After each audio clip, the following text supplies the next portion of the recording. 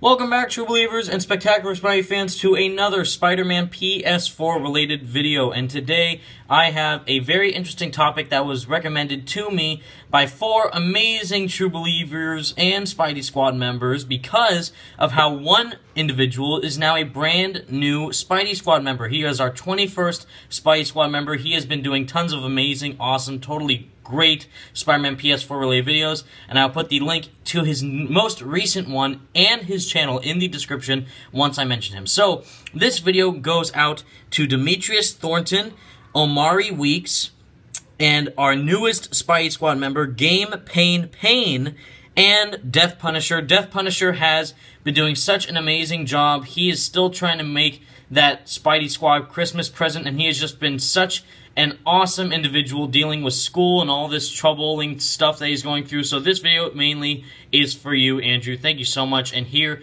we go, everyone. So, Spider-Man games in the past have had a lot of highs and a lot of lows, and a lot of people, of course, always go to Spider-Man 2 being the dominant game for not just having a great swinging mechanic and also great combat, and, you know, people say that that game based the Arkham combat, but also for having a great story. Now, even though the game was based on Spider-Man 2, the movie, the story of the game with all the added different parts with the villains and Black Cat, that was a great part of that story too, was awesome. It's just the problem that people have with certain Spider-Man games is that certain Spider-Man games' stories are very short and not long-lived as we want them to be because of how Spider-Man is such an amazing character. He has such great comic books to base stories from and have amazing dynamic and character interactions with all the separate characters relating to Spider-Man's life in video game form is a great thing to see be played out on screen and to actually have physically be playing yourself,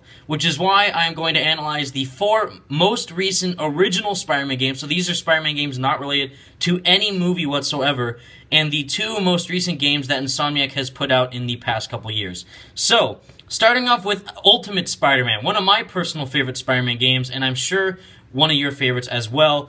That game, story-wise, is so good, so heart-poundingly amazing. Playing it again as an 18-year-old compared to playing it when I first played it when I was 7 or 6 years old, amazing. Just an amazing game. Sad part of it is a lot of people do not like the game as much because of how short the story is. It's a great story, don't get me wrong. I love the story of that game. But sadly, it's not as long as it should be. It's only 5 hours long, which is incredibly short for a game, let alone a Spider-Man game nonetheless. And also, let alone a game where Venom is the main villain, especially where you can play as Venom. So, that is one of the Spider-Man games with really short stories. However, the longest Spider-Man game, which is my personal favorite, is Web of Shadows. Web of Shadows is such a good game, and a reason because of that is the story that goes along with it.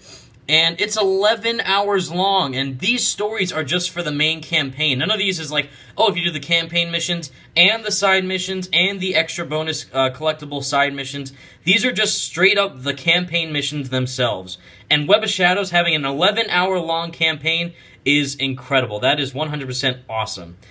And that is one of the reasons why that is a really great game. Shattered Dimensions and Edge of Time, the Beanox original Spider-Man games, since Shattered Dimensions was level-based, that resulted to 10 hours worth of the main story with each level. Some levels were 1 hour, some levels were less than 1 hour, but each of them related to the story in great ways and had really awesome boss fights to connect with the story of that game. Edge of Time was much shorter at 7 hours, a little bit over 6 hours for the average length of a campaign for any game as being 6 hours, but 7 hours, sure. And for that story, going back and forth between both timelines in the future and current-day Spider-Man was a really cool dynamic story to see.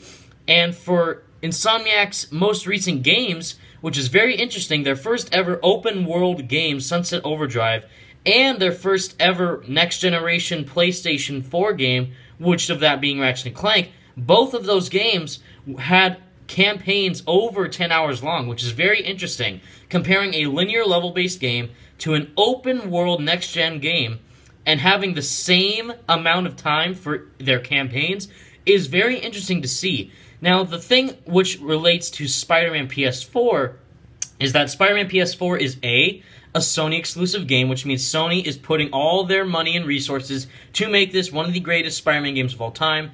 2, it is an open world game, so since Insomniac is going to try and focus on making a great looking New York, people are thinking, well, that doesn't mean that they're going to give a great story. Wrong, because they're working hand in hand with Marvel and certain other Marvel illustrators and Marvel writers to make a very dynamic Spider-Man story.